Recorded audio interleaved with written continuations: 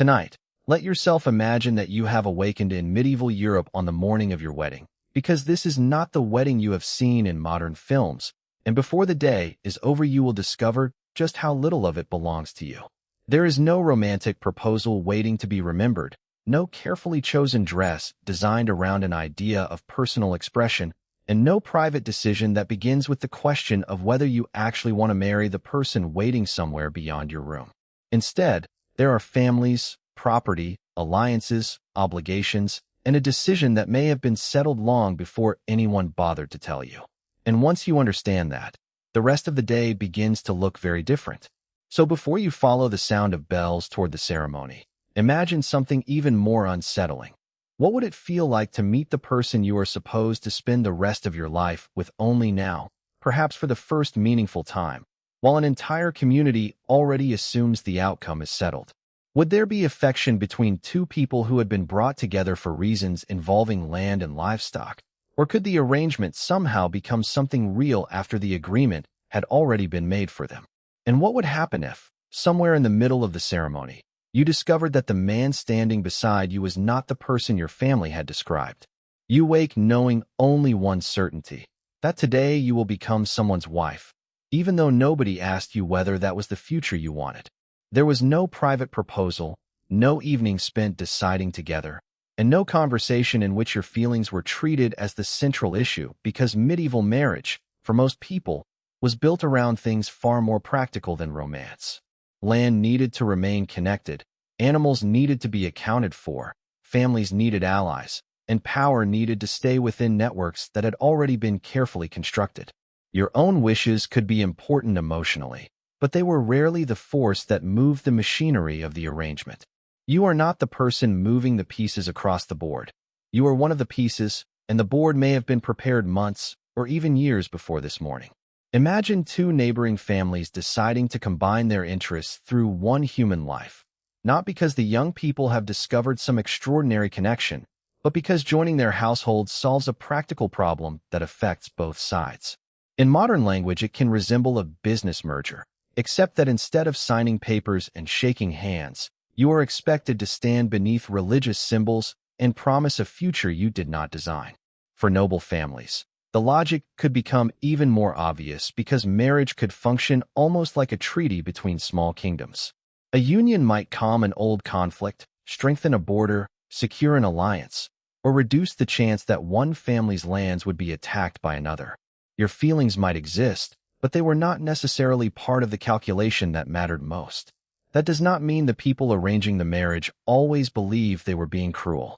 In a world without modern banking systems, insurance, pensions, or reliable institutions capable of protecting an individual through every crisis, family networks were among the most important forms of security available. A marriage could mean shelter, food, protection, useful relatives, and allies when famine, conflict, or hardship arrived. So what looks cold from a modern perspective could appear to them as an attempt to make your future safer.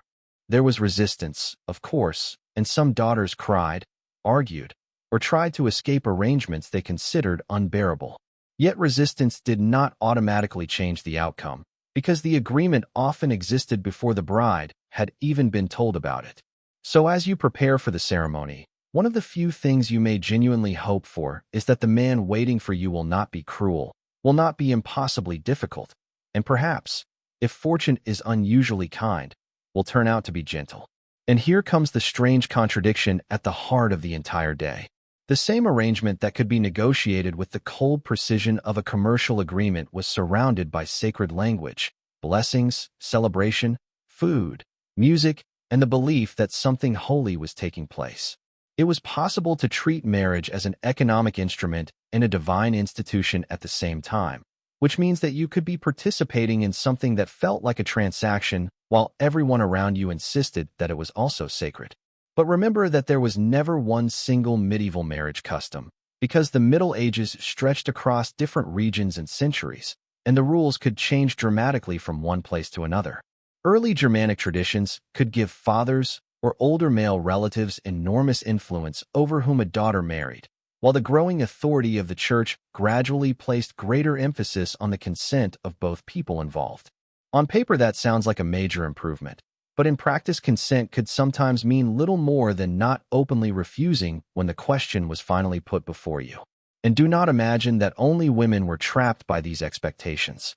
Young noblemen, particularly heirs whose marriages could affect land and titles, could also discover that their personal wishes mattered less than the strategic interests of their families.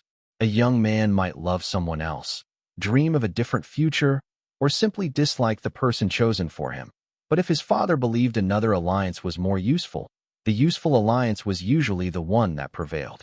So there you are, standing on the edge of a life that has been calculated around you. In a few hours you will smile for neighbors, accept congratulations, and behave as though this is the happiest day imaginable, even though the reasons behind the decision may have almost nothing to do with romance. Welcome to a medieval wedding, where love may be optional, but the public performance of happiness is not. While you are still trying to understand what is happening, your father may already be discussing what will accompany you into your new household. This is where the dowry enters the story, and it was not simply a pleasant gift sent along with a daughter to make her welcome in her husband's home. It could represent a serious economic negotiation, calculated with the same attention that a family might give to property, livestock, money, tools, cloth, or other valuable goods. Think of the dowry as the financial package attached to the marriage agreement. Your family offers what it can provide, the other family evaluates the value of that offer, and the agreement may depend on whether both sides consider the arrangement worthwhile. The uncomfortable part is that the value being discussed may include your future while you are sitting only a short distance away, listening as though your life were another item being counted. For a modern person, the conversation can sound almost absurd. Imagine your parents sitting across from another family and discussing how much land, livestock, silver, cloth, or household equipment should accompany you into the marriage, as though they were negotiating the purchase of an expensive object. Yet within the economic world of medieval households, these goods could determine whether a new family had enough resources to establish itself. The size of the dowry could also affect how a woman was viewed within the marriage market.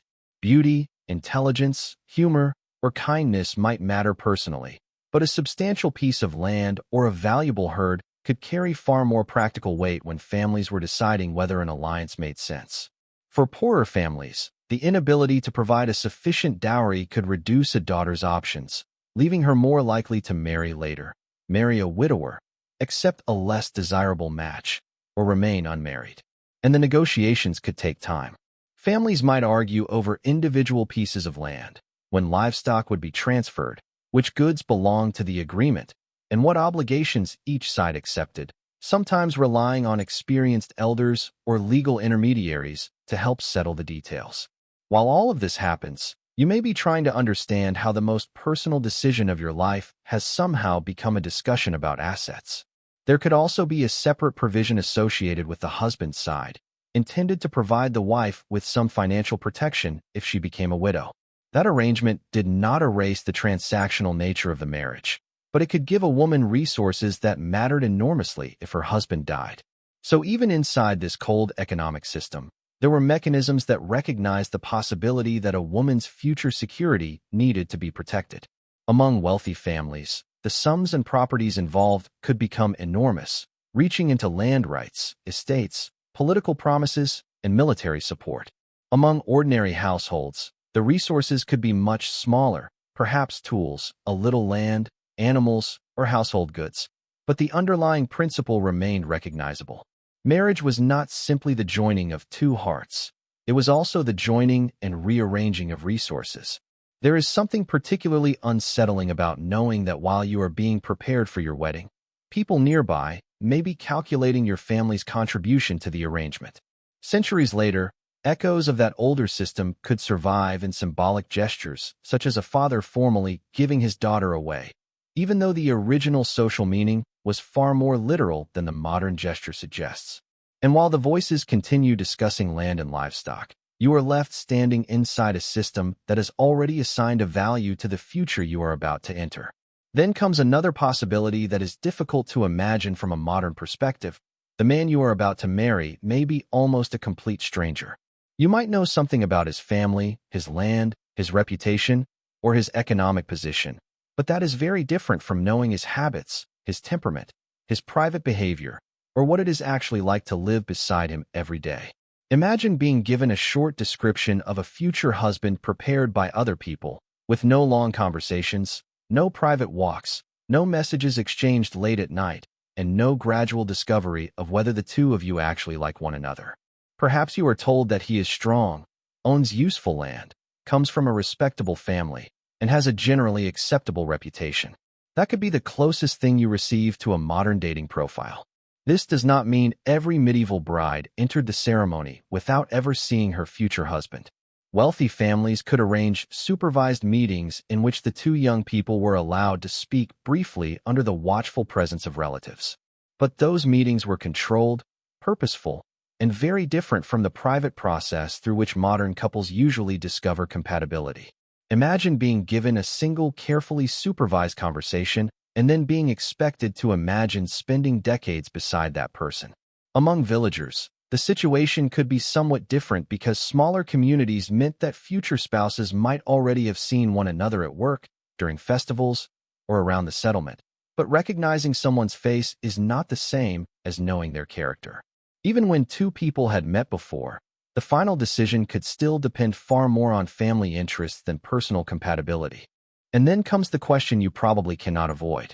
What if the stranger waiting for you is cruel, unpredictable, constantly drunk, or simply impossible to live with?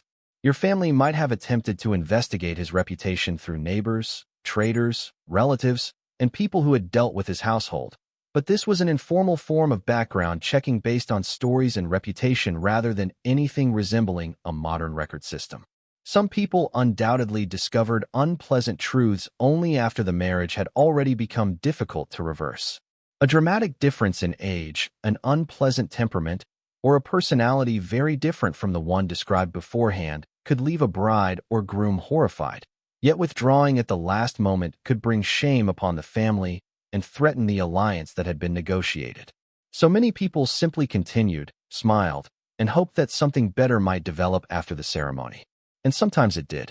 There are historical traces of couples who began as strangers brought together by family interests and gradually developed genuine respect, cooperation, affection, and even love through years of shared life. Their beginning was not romantic in the modern sense, but their later relationship could still become meaningful because people can grow close through the ordinary experience of surviving difficulties together. So now imagine yourself looking toward the man who will become your husband and realizing that this is the most permanent blind date imaginable. There is no easy second attempt, no quiet decision to walk away after discovering incompatibility, and no guarantee that the person beside you will become someone you can trust. The commitment is moving toward permanence before the relationship has had time to become familiar. Then the story becomes even more uncomfortable because depending on the period, region, and social position, you might be extremely young. Canon law established minimum marriage ages of 12 for girls and 14 for boys, although actual practice varied. And early marriages were particularly associated with certain elite arrangements where political and family interests could make securing an alliance seem more urgent than waiting for adulthood. Stop for a moment and consider what that means. A 12-year-old today might be thinking about school, friends, games, or ordinary childhood concerns, while a girl of the same age in a medieval noble household could already be formally promised or married to someone considerably older. The practice was not universal, and the experience differed enormously by class and period, but the fact that such arrangements could be legally recognized makes the distance between the two worlds difficult to ignore. Why would families do this? Again, the answer returns to land, power, inheritance, and alliances, because securing a political marriage early could prevent another family from changing its position or accepting a more attractive offer. A formal commitment could lock the alliance into place even when the actual married life of the couple would not begin immediately. Among poorer households, marriage generally occurred later, often because young people were expected to work before establishing a household of their own. There is an uncomfortable irony here. Poverty could sometimes mean a longer childhood simply because the family could not afford to establish another household early, even though that childhood was filled with labor and hardship. Meanwhile, Children within powerful families could become pieces in political arrangements long before they understood what those arrangements meant. In royal and high noble circles, formal betrothals could be made when children were extremely young, sometimes years before the expected beginning of married life. The church placed limits on consummation before puberty, creating at least a distinction between a formal political commitment and the later beginning of the full marital relationship. But rules written on parchment were not always enough to protect people when powerful interests were involved. The situation for boys was somewhat different, although they too could have their futures decided by family strategy rather than personal choice. Older expectations around physical maturity, inheritance, military responsibilities, and household authority often shaped when a young man was considered ready for marriage. The system was harsh in different ways, but neither gender was completely free from the expectations imposed by family and social position. It is also important to understand that medieval people lived with a very different sense of adulthood and mortality. High infant mortality and shorter average lifespans shaped the way societies understood the transition from childhood into adult responsibility, even though those facts do not make early marriage easier to accept by modern standards. They help explain the logic of the period without making that logic morally comfortable. And if you have already passed the youngest legal threshold, perhaps you can take that as a small relief, because at least the particular fear of being married before you understand what marriage means has passed you by.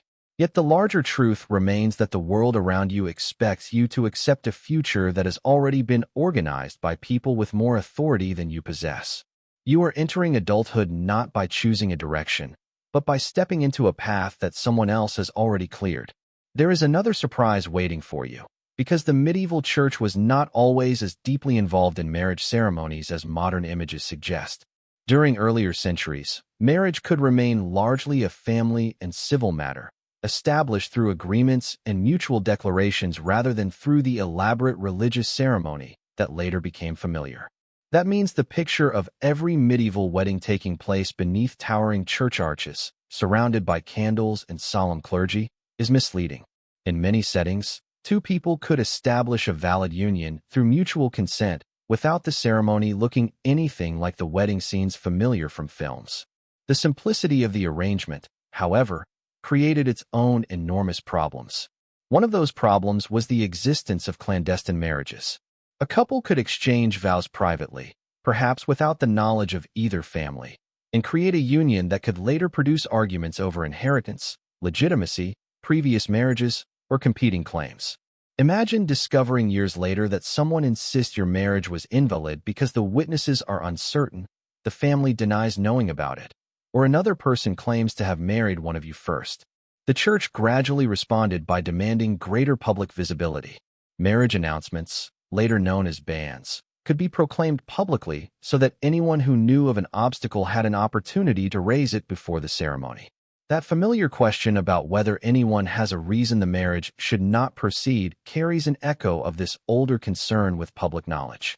Over time, church councils and developing canon law established increasingly formal requirements involving clergy, witnesses, and written records. The process represented a growing centralization of authority over something that had once belonged largely to families and local communities. Yet the reach of that system varied greatly according to region, wealth, and distance from a parish. In isolated rural places, a priest might visit only occasionally, meaning that marriages could remain much simpler than the official ideal suggested.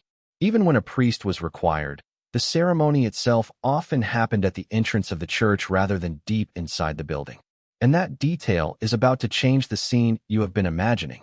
You will not necessarily walk into a grand cathedral and approach an altar beneath colored glass. Instead, you may find yourself standing at the doorway of the church, exposed to the weather and surrounded by people who can hear what is being said. The ceremony begins outside because the marriage is not merely a private religious experience. It is a public and legal event that depends heavily upon witnesses. Imagine exchanging your vows where neighbors can stop, listen, and watch. There is no carefully controlled guest list separating the ceremony from the rest of the community, because the visibility of the event itself helps establish that the union happened. The doorway becomes the stage, and the entire village can become part of the audience. In small communities, the ceremony could be even simpler. A modest chapel, an outdoor gathering place, or the arrival of a traveling priest might determine when the marriage could actually be formalized, meaning the practical decision to marry and the religious ceremony might sometimes be separated by weeks or months. While you wait, the future remains settled in everyone's mind, even though the official moment has not yet arrived. Listen to the scene around you, because the sounds matter. Bells may carry across the settlement. Smoke may drift from nearby hearths. Herbs and flowers may be arranged around the entrance. And ordinary conversation continues among people who have gathered because a wedding is one of the few major social events available to them. Children move nearby, animals make noise, neighbors whisper about the couple, and somewhere among those voices someone is probably already discussing the size of the dowry. For wealthy families, even the church entrance could become a statement of status. Elaborate portals decorated with religious sculpture allowed powerful families to stage important marriages beneath the eyes of carved saints and a gathered community. The building itself could become another way of communicating how much influence and wealth the family possessed. As you approach the church, therefore, prepare yourself for a ceremony that begins in public view rather than private solemnity. The weather may be uncomfortable, strangers may be watching, and the people around you may know far more about the negotiations behind your marriage than you would prefer. Only after the public exchange of vows will the ceremony move into the more sacred interior. And when you finally speak, do not expect a modern declaration written especially for you. Medieval vows were often structured formulas, centered on mutual acceptance and obligations rather than elaborate personal speeches about individual feelings. You accept him as your husband, he accepts you as his wife, and the language of caring for one another through hardship contains echoes that would survive into later marriage traditions. The difference is that there is little room for improvisation. You are not standing there with a page of private promises designed to reveal your personality. You are repeating a formal structure shaped by religious and legal expectations. It is closer to publicly confirming the terms of an agreement than composing a spontaneous speech about how you feel. The witnesses therefore matter enormously. In a world without centralized civil records that could be retrieved instantly, the people standing around you become part of the evidence that the marriage happened. Years later, if someone challenges the union because of inheritance or legitimacy, their testimony may become important in establishing that they actually saw and heard the vows.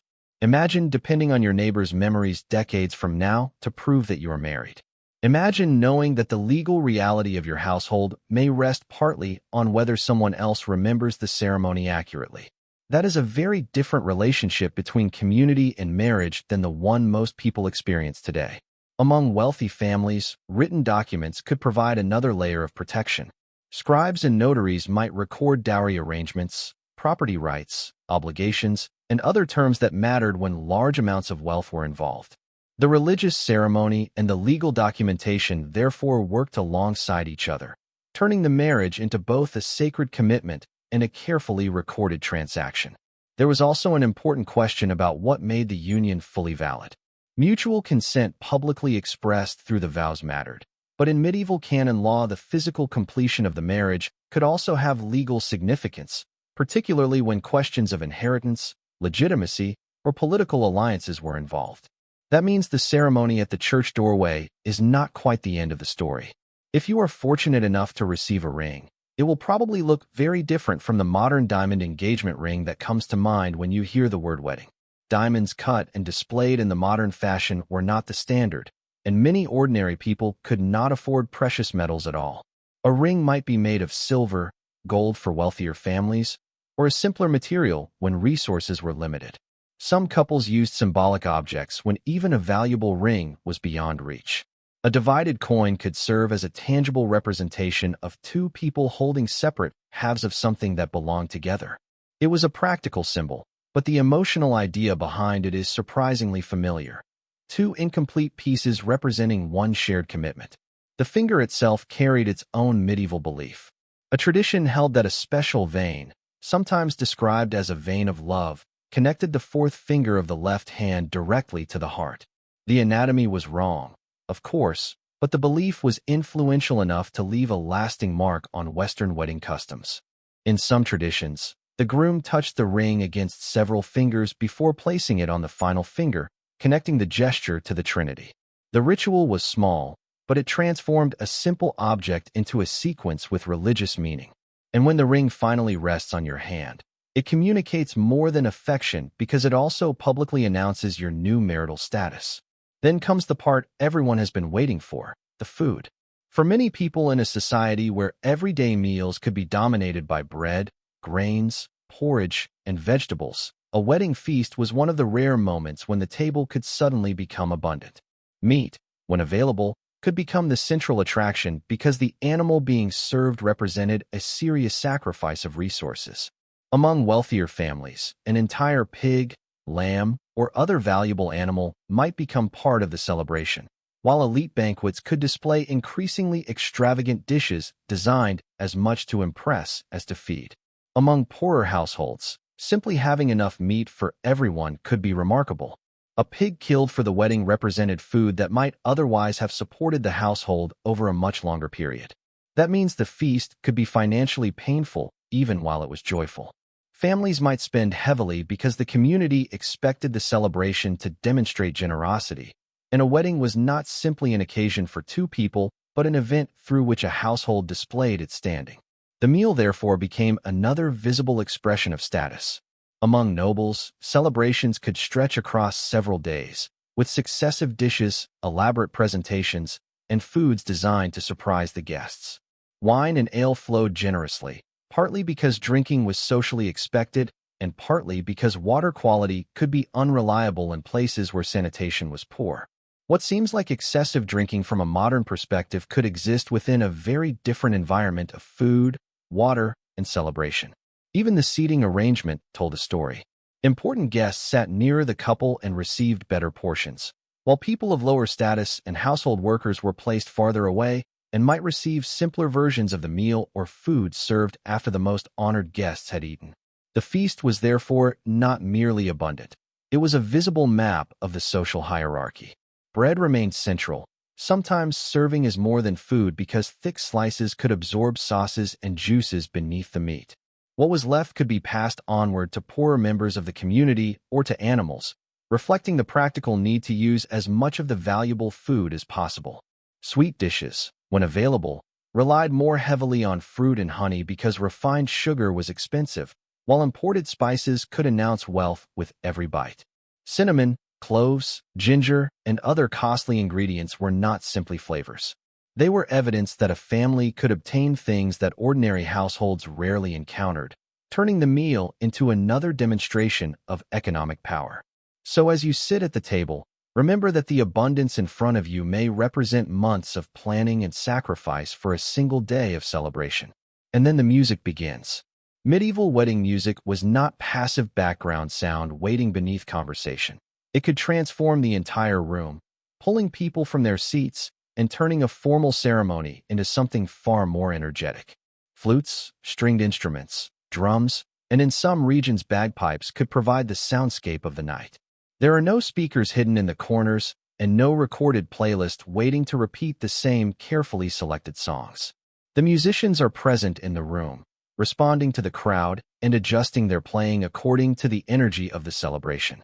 The result is unpredictable because the music belongs to that particular moment and cannot simply be replayed exactly as it happened. The dances themselves could be simple enough for large groups to participate. Circles and lines allowed people to move together without requiring everyone to be a skilled dancer, turning the celebration into a physical expression of community. Among nobles, however, dance could become more formal and technically demanding because social education included learning how to behave, move, and perform correctly in public. Imagine making one wrong step while important families are watching. Your dancing is not merely entertainment. It can reflect your upbringing, your discipline, and your ability to behave within the expectations of your class. The pressure can feel strangely modern in its own way, like being judged publicly for a performance you were expected to execute perfectly.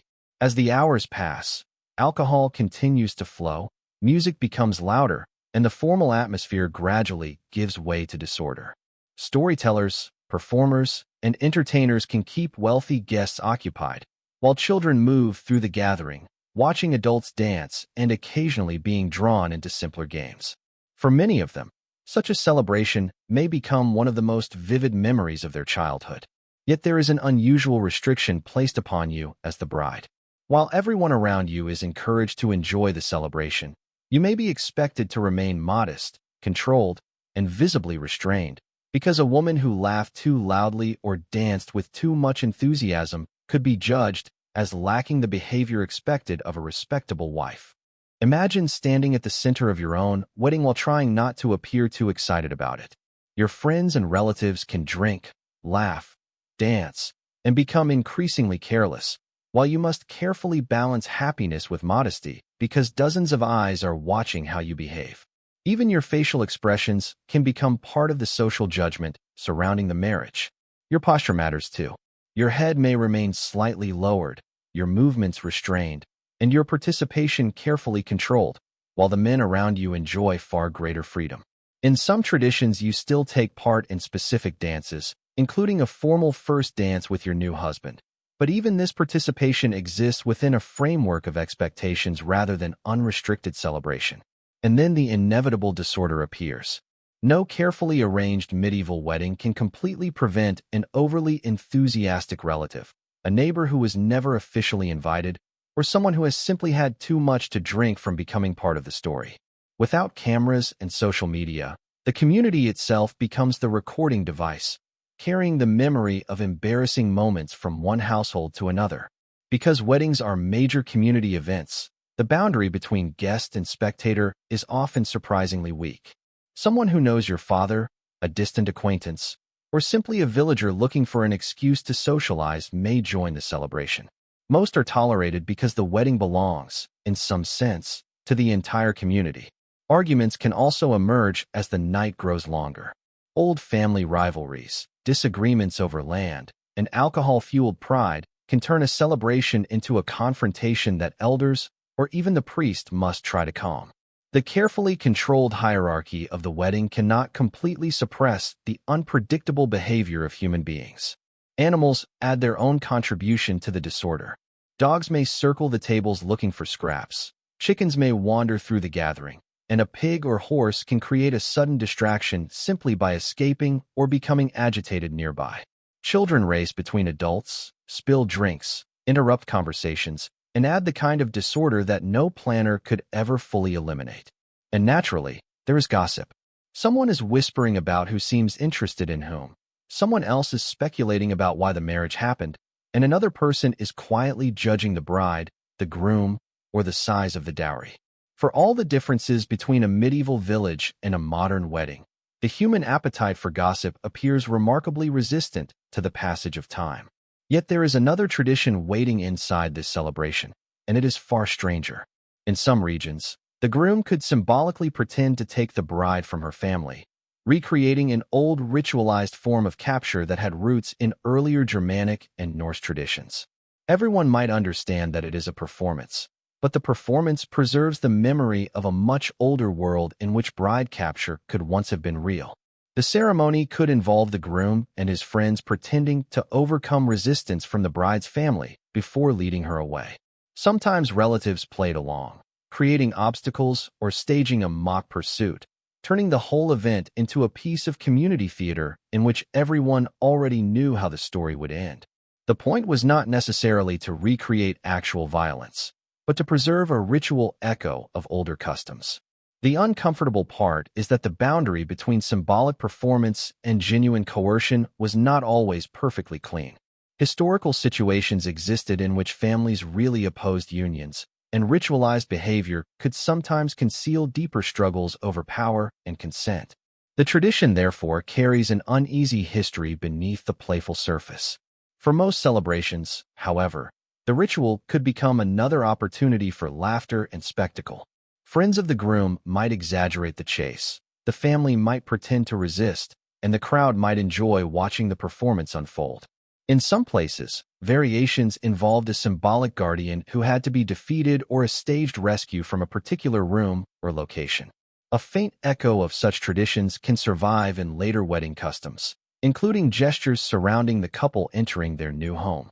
What once belonged to a much older symbolic language of capture could eventually become a romantic gesture stripped of its original meaning.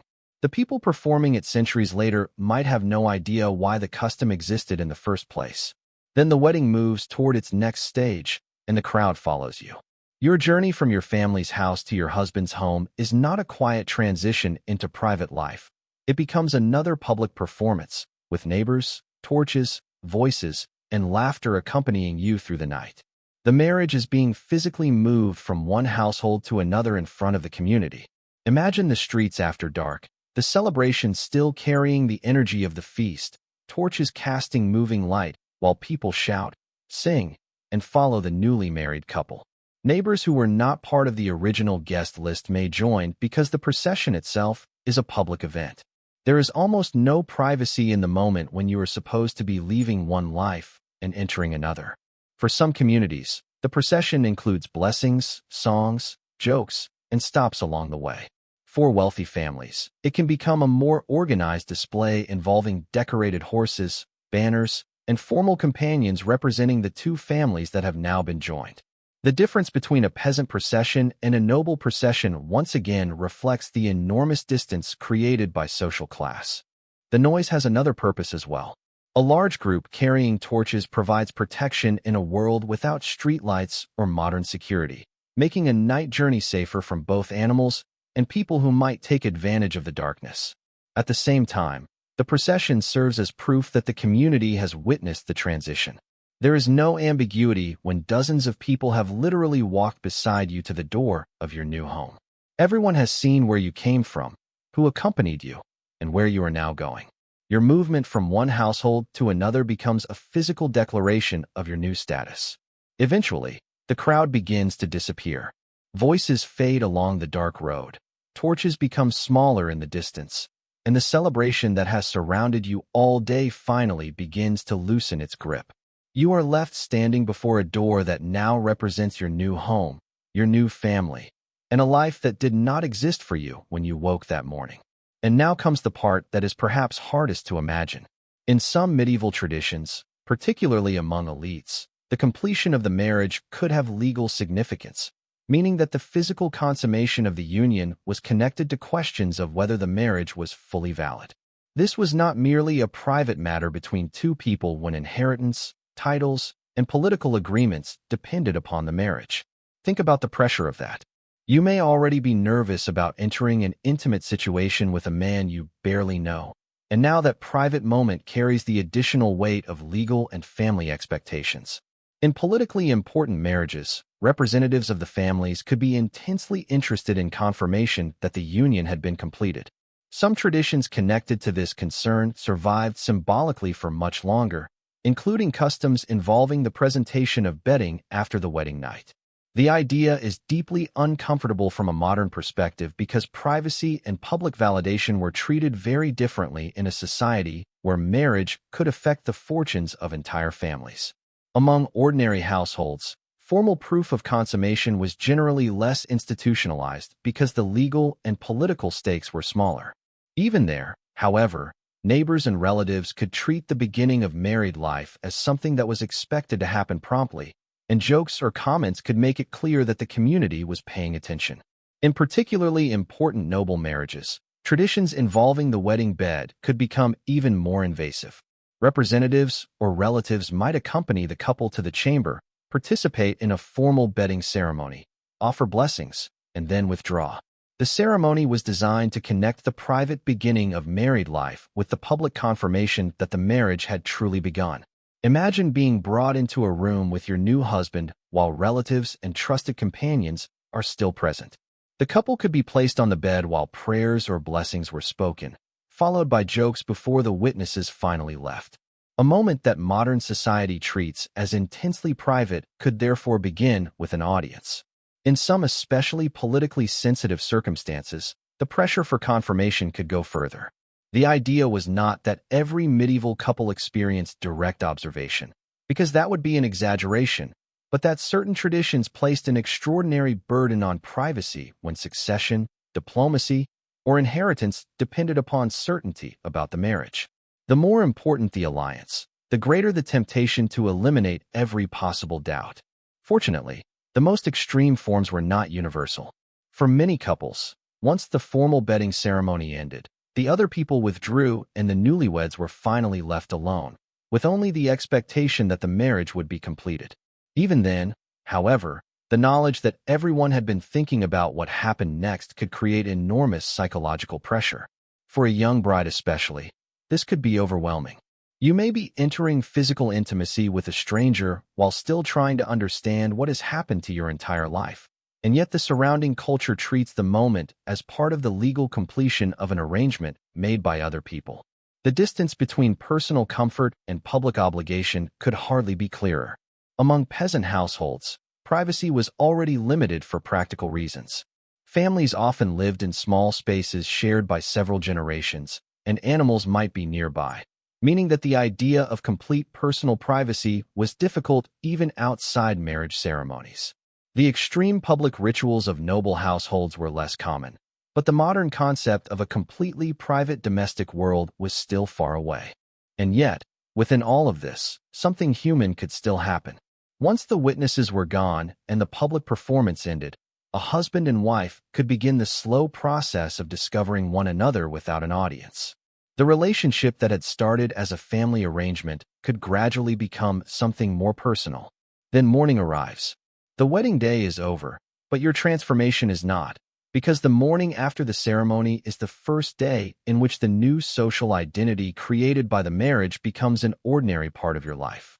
Yesterday you were your parents' daughter, living inside a familiar household with responsibilities you understood. Today you are a wife, carrying new expectations and belonging, at least publicly, to another household. The difference can be enormous even though only one night has passed. If you have married into a peasant household, there is no long honeymoon waiting for you. You may immediately begin helping with food, household work, animals, agriculture, and the daily tasks required to keep the family functioning. Marriage does not create a pause in survival. It adds another set of responsibilities to it. If you are entering a noble household, the transition can be even more complicated. You may need to learn a new household, manage servants or resources, understand new relationships, and navigate the political expectations surrounding your husband's family. And you may have to do all of this while still emotionally processing the fact that your entire life has changed within a single day. Your community also begins to see you differently. You are no longer primarily identified as the daughter of your parents. You are now the wife of your husband and, by extension, part of his household and reputation. Your successes may strengthen that reputation, while mistakes may be interpreted as evidence that you are not fulfilling the role expected of you. Your connection with your original family can change as well. If your new home is far away, travel is difficult, and regular visits become rare, the distance can create a real emotional loss.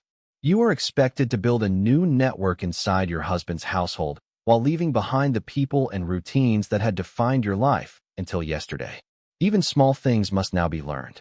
Where household objects are kept, how meals are organized, what routines the new household follows, which people expect what from you, and how your husband behaves in ordinary circumstances all become part of a new education.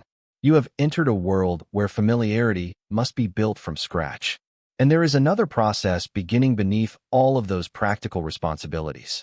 Yesterday this man was almost a stranger, but today you begin discovering his real habits, his temperament, his expectations, and the way he responds when there is no crowd watching. For some couples, genuine familiarity could take months or years. That is why the morning after the wedding is not truly the end of the story. It is the beginning of the part nobody could negotiate in advance, because no dowry document could guarantee affection, no family agreement could guarantee compatibility, and no priest could tell you exactly what living beside another person would feel like. The real marriage, in many ways, begins only after everyone else has finally gone home. And the scale of that experience depends enormously upon where you were born. A peasant wedding might last roughly a day, with a modest ceremony, shared food, local musicians, and a return to work soon afterward, while a noble wedding could continue for several days with elaborate entertainment, large delegations, formal performances, and enormous expenditure. Both were weddings, but the experience of being inside them could be almost completely different. For an ordinary household, the celebration might be small but emotionally intense because nearly everyone present actually knew the couple.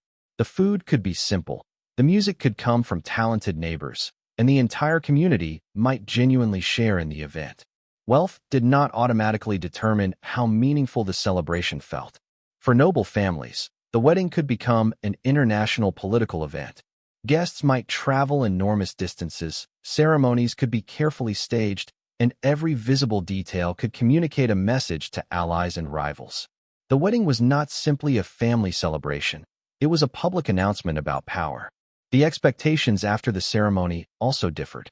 A newly married peasant woman might return to agricultural and domestic responsibilities almost immediately, while a noble bride could have a longer period of formal transition, particularly if she had moved to another estate. But neither experience removed the fundamental fact that the marriage had reorganized her life. And if the marriage failed, the possibilities were painfully limited. Medieval canon law did not recognize divorce in the modern sense, because marriage was treated as an indissoluble sacrament rather than a contract that could simply be terminated when the people involved became unhappy. There was no ordinary cancellation process waiting at the end of a disastrous marriage. There was, however, the possibility of annulment, which was legally different from divorce because it declared that the marriage had never been valid in the first place. The grounds were limited and could include prohibited kinship, an unresolved previous marriage, lack of genuine consent, or certain forms of incapacity. For powerful nobles, annulment could sometimes become a political tool because they possessed enough influence to pressure religious authorities. For ordinary people, those possibilities were far less accessible. If your husband turned out to be cruel, neglectful, or simply incompatible, society generally expected you to remain married and find ways to survive within the household. Physical separation could sometimes occur without formally dissolving the marriage, but it carried serious social and economic consequences. Women were particularly vulnerable because marriage was deeply connected to material survival. Without an independent income or secure property, leaving a husband could mean leaving behind the very resources needed to live. Even when authorities intervened in extreme cases of abuse, the threshold for action was high, and much ordinary suffering remained outside the protection of the system. So when you say your vows at the church entrance, understand the weight behind them. You are not making a promise that can easily be reconsidered later. You are entering an arrangement that may define the entire structure of your adult life. There is no simple exit, no convenient reset, and no guarantee that the future will resemble the hopes people have attached to your marriage. And then there is the possibility that your husband dies. In a world of infectious disease, accidents, warfare, childbirth complications, and medical problems that modern medicine can often treat, widowhood was a much more familiar possibility than it is for many people today. A woman could lose her husband while still young and suddenly find that the entire economic structure of her household had changed. For a peasant widow, the consequences could be immediate. The loss of her husband's labor could threaten food production, income, and security, especially if children still depended upon her. A second marriage could therefore become a practical necessity rather than a romantic choice. For noble widows, the situation could become a different kind of negotiation. A woman who inherited property, wealth, or rights through her husband could suddenly become highly desirable to other men because marrying her could provide access to resources and status without the same negotiations required for a young, unmarried woman. In some cases, a widow with independent resources could enjoy more freedom than she had possessed as a daughter or wife. Some wealthy widows deliberately chose not to marry again and instead managed their own property and financial affairs. That kind of independence was unusual, but it shows that medieval women's experiences were not completely uniform. The system was restrictive, yet individuals could sometimes find unexpected spaces of autonomy within it. For women without such resources, however, pressure to remarry could be intense. A second marriage might be arranged within months, requiring another transition into a new household while grief over the first husband was still fresh. The process could repeat the same uncertainty of learning a new family, a new home, and a new set of expectations. So as you begin your first marriage, Remember that medieval life contained no guarantee that this would be the only major marital transition you would ever face. Death could alter the entire structure of your family suddenly, forcing people to adapt to circumstances they had never chosen. Survival often depended upon the ability to keep moving when the world changed without permission. Yet after everything we have uncovered, it would be wrong to conclude that love did not exist. The marriage system could be economic, political, restrictive, and deeply unequal, but the people living inside it were still human beings capable of attachment, affection, loyalty, tenderness, and genuine emotional connection. Historical letters, poems, legal records, and other surviving traces reveal couples who developed real affection over years of shared life. Some relationships began as arrangements created by parents and gradually became partnerships built on trust, shared hardship, mutual care, and familiarity. The beginning may have been calculated, but the relationship that followed did not have to remain a calculation forever. Think about the strange possibility that two people can begin a life together without choosing one another and still discover something meaningful afterward. Daily cooperation, shared danger, illness, hunger, work, children, and the ordinary problems of survival can create a bond that was impossible to predict when the marriage was first negotiated. A relationship that began without romance could, over time, develop a form of intimacy that neither family could have purchased or commanded. That does not make the system romantic. It simply means that human beings can create meaning inside circumstances they did not choose. Some medieval couples may have begun as strangers and eventually developed deep respect, affection, and even unmistakable romantic attachment, sometimes visible in letters written during separation or in records of care during illness. Medieval ideas about love were not identical to modern ones. Romantic passion was only one possible expression, while loyalty, practical cooperation, reliability, and years of mutual commitment could become equally important measures of a successful marriage. Love might grow slowly, not because the people were incapable of feeling, but because their world expected relationships to be built through shared life rather than chosen through romantic compatibility first. So as you stand beside the man you barely know, there is still room for a small amount of hope. The circumstances that brought you together may have involved land, livestock, inheritance, and political interests, but the relationship you create afterward is something neither family can completely control. Given time, patience, and mutual effort, the stranger beside you may eventually become someone you genuinely know. Before this day finally disappears into sleep, there is one more layer of the medieval wedding night to consider. Alongside law and social expectation existed a world of superstition, medical beliefs, and symbolic rituals surrounding intimacy, fertility, and the future of the marriage. The moon could be treated as meaningful, with certain phases associated with fertility or the future character of children. A marriage arranged under a favorable lunar phase could therefore carry an additional sense that the heavens themselves were being consulted about what would happen next. Herbs could also be placed near or beneath the marriage bed because people believed certain plants offered protection from harmful influences. Their practical scent may have been pleasant, but their symbolic importance was connected to fears about fertility, intimacy, and forces that people believed could interfere with the success of the marriage. Other beliefs attached significance to what happened the next morning.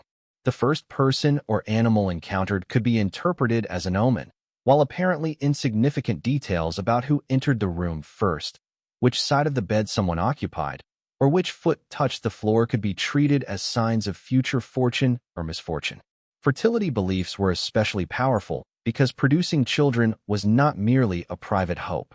Children affected inheritance, household labor, family continuity, and the future of property, so anything believed to influence fertility could acquire enormous emotional importance.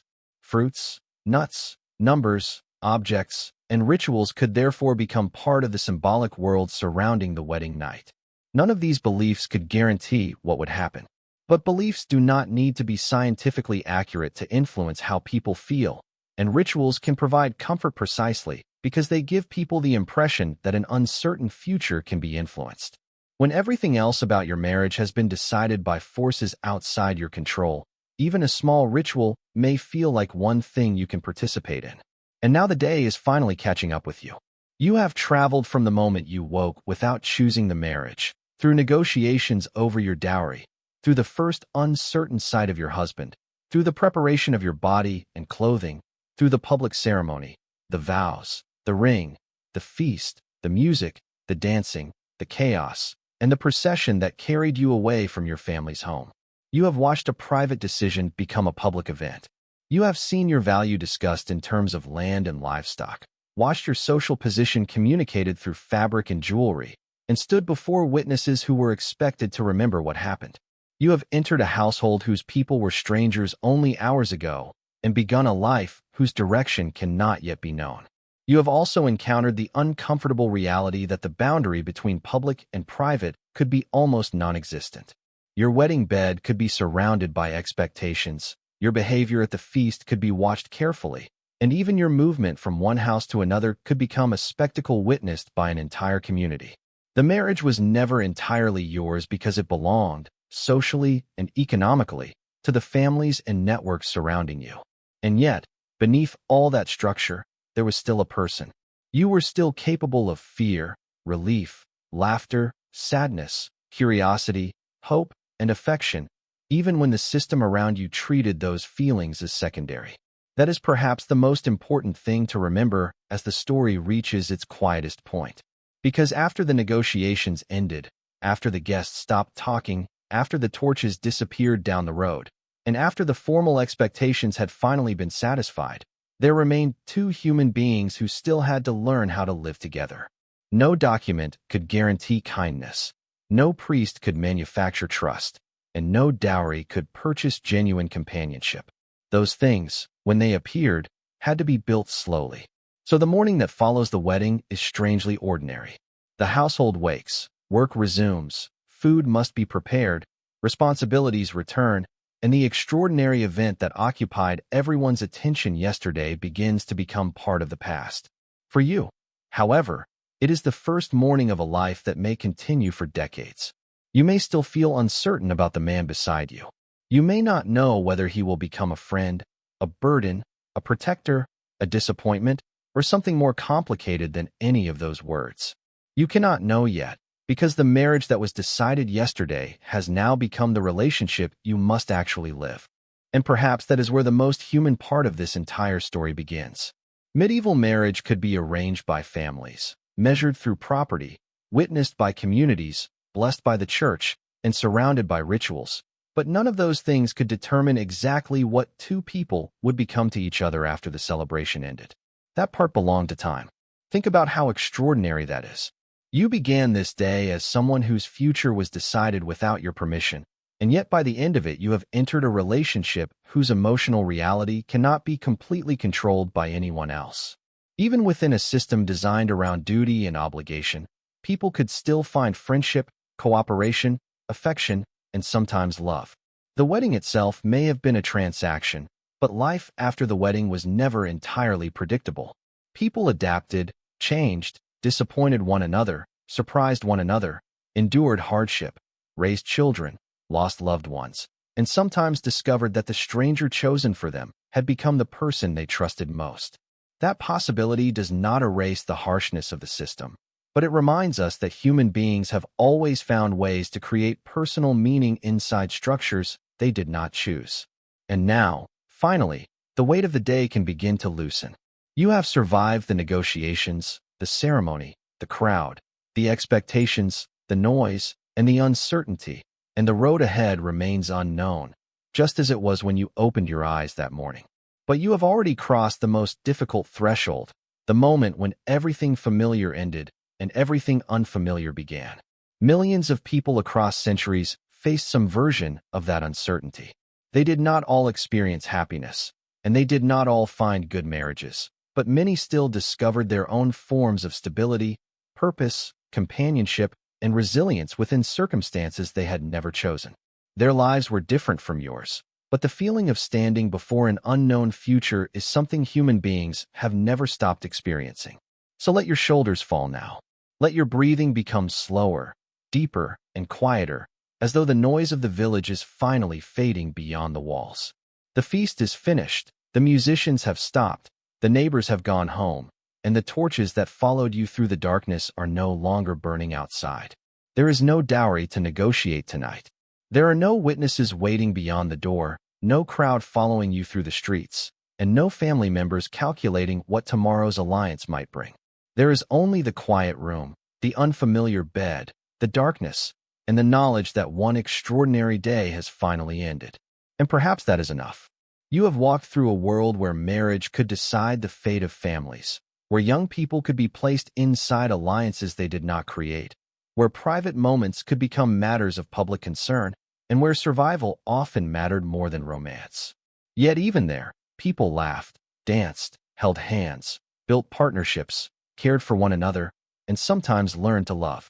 So when you think about weddings in your own time, remember how unusual the freedom to choose can be. What now feels ordinary to you would once have been an extraordinary privilege, because for much of human history the person standing beside you was not necessarily someone you selected for yourself. The ability to choose your companion, or even to have a meaningful say in that choice, is something that should never be mistaken for a universal feature of the human past. Now let the last images of the village disappear. The voices are gone, the footsteps have faded, the door is closed, and the long day has finally released you.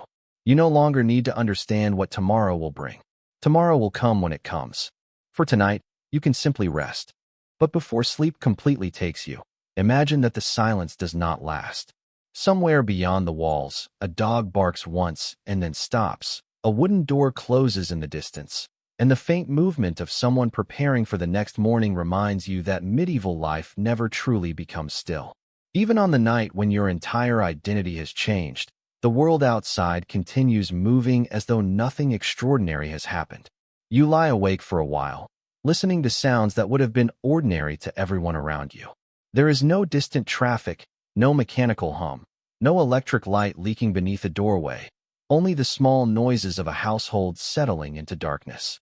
And as your thoughts return to the day, you may begin to realize that the wedding was never really one event at all, but a chain of decisions that gradually carried you farther away from the life you once knew. First came the agreement between families. Then came the exchange of property, the public preparations, the ceremony, the feast, the procession, and finally the door closing behind you, each step making the next one harder to reverse. At no single moment did the entire future become visible, yet by the time you reached this room, almost every part of it had already been decided. That is what makes the medieval wedding so different from the modern image of marriage. Today, the ceremony is often imagined as the culmination of a relationship that already exists, while here the ceremony can feel like the beginning of a relationship whose existence was arranged before the two people truly knew each other.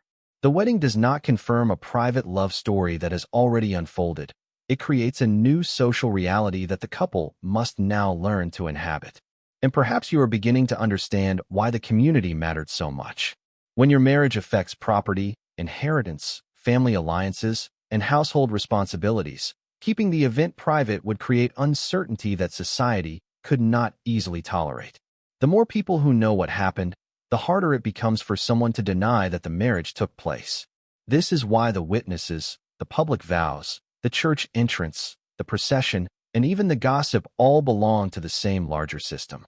They are different pieces of one enormous social mechanism designed to make the marriage visible, memorable, and difficult to dispute. What looks like ceremony from the outside is also a form of social evidence. And now consider the strange position you occupy inside that mechanism. You are both the person experiencing the wedding and one of the things the wedding is being used to establish, because your new identity as wife is being publicly attached to another household. Your body, your name, your property, your future children, and your place within the community have all become connected to the agreement made today. That does not mean medieval people thought of themselves as objects without feelings. They laughed, worried, flirted, argued, became jealous, formed friendships, and fell deeply in love just as people do in every period of history. The difference is that their emotional lives existed inside a social structure that often gave families and communities far more authority over the direction of those lives. So imagine waking tomorrow and realizing that nobody around you considers this transformation unusual. Your parents may already be discussing practical matters, Your husband's relatives may already have expectations for your behavior, and neighbors may already speak about you as though your new identity has existed for years. The astonishing event that has changed your entire life can become ordinary to everyone else almost immediately. You may find yourself missing small things from your former home.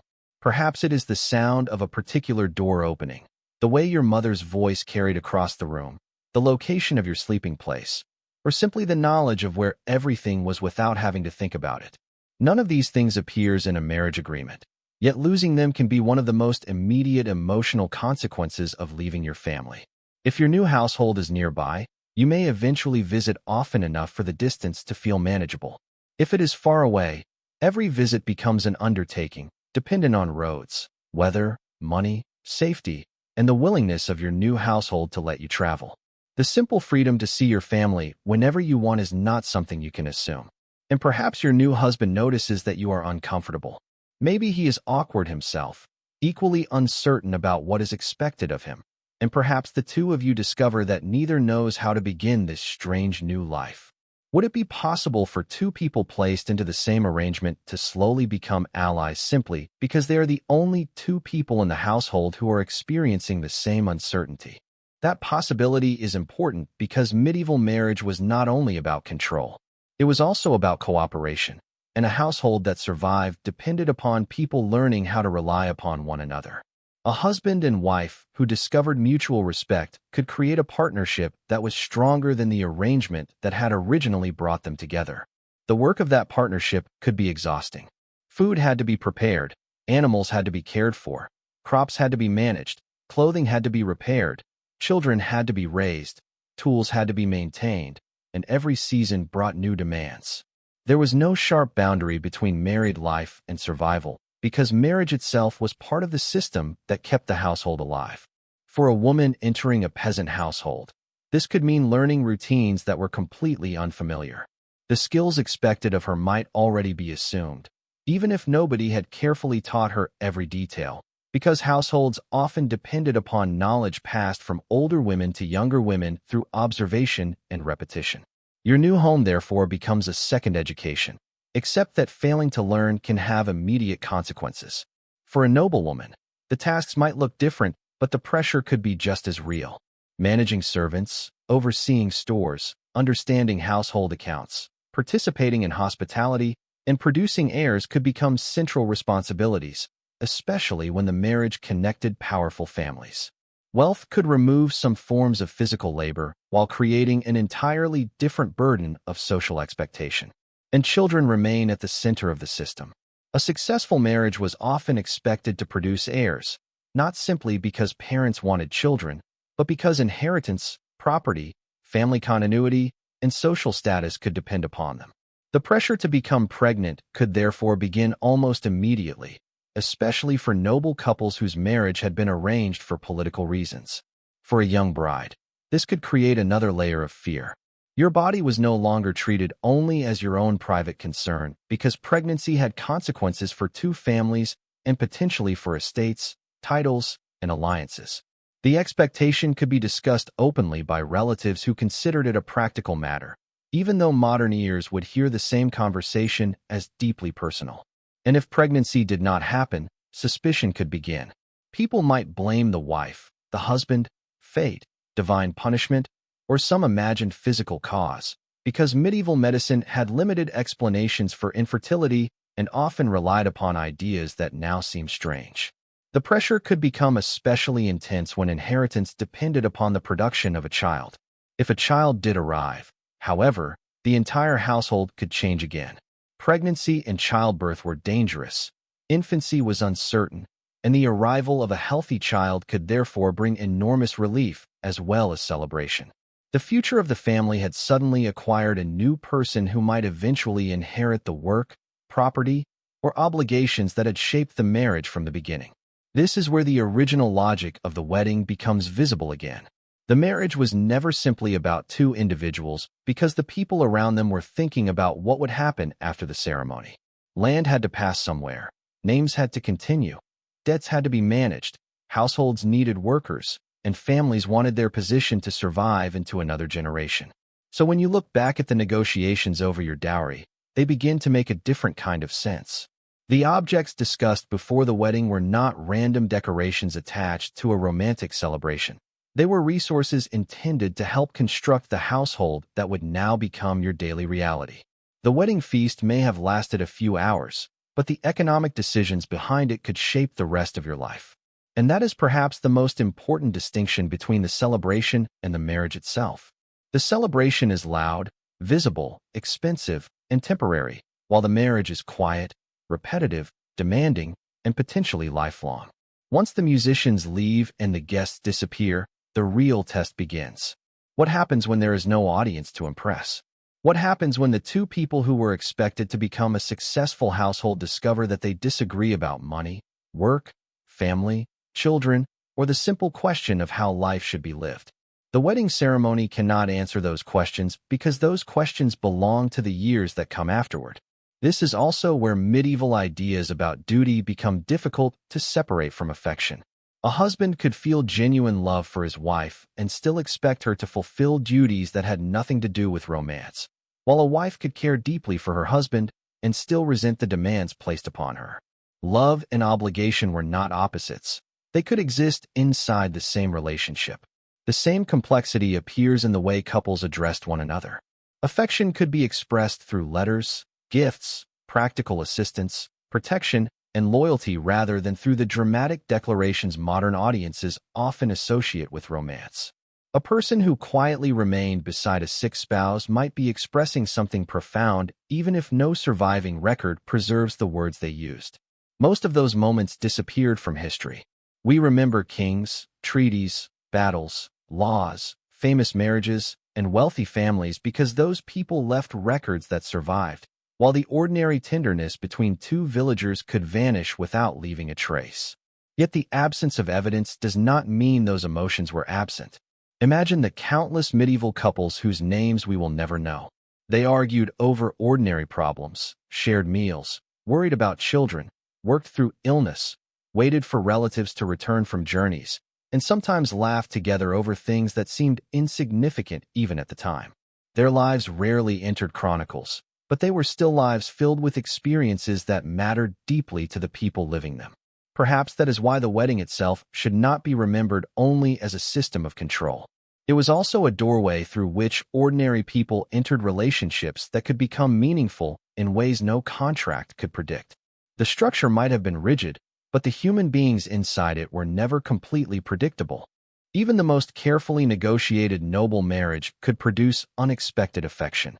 Two families could calculate the alliance perfectly and still fail to predict whether the husband and wife would actually enjoy one another's company.